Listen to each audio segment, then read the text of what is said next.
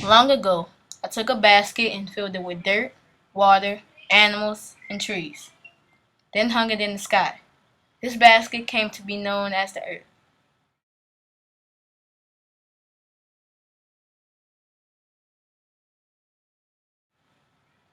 One day, while I was admiring my creation, I felt a tingle in my throat. Two curious spirits had climbed all the way up and were sitting in my mouth, where they sat waiting to see what was going on. They then quickly, out of their own curiosity, began whispering so much that it made me let out a great sneeze. Ah, ah, ah, achoo! Ah! We're falling! Oh my God!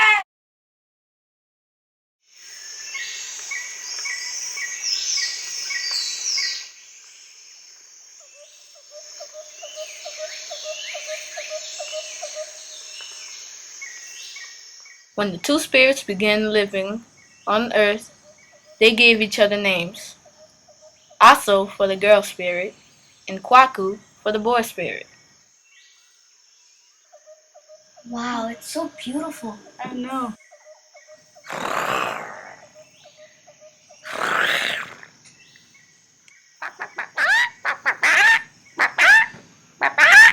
Now! Oh, that's some good chicken.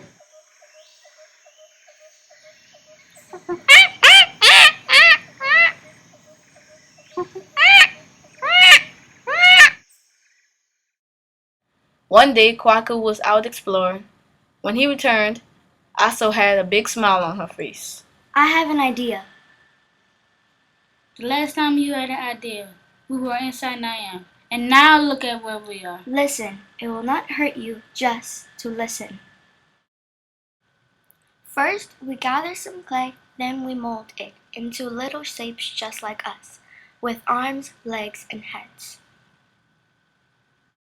Then we bake them in the fire, and when they are cooked, we breathe life into them. We can call them children. And so the next day, Aso and Kwaku went out into the world in search of clay, and they found it in many different quantities and colors all over the world. When they returned to their home after a day of gathering, they worked very hard molding and baking the clay children. Day in and day out, they made their children, and then when Kwaku or Aso breathed life into their fire children, they awoke, yawned, stretched, and opened their eyes, just like children waking up in the morning. Then they stood up and went off to play.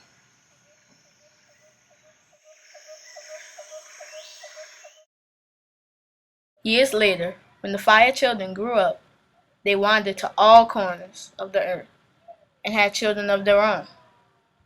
And their children had children.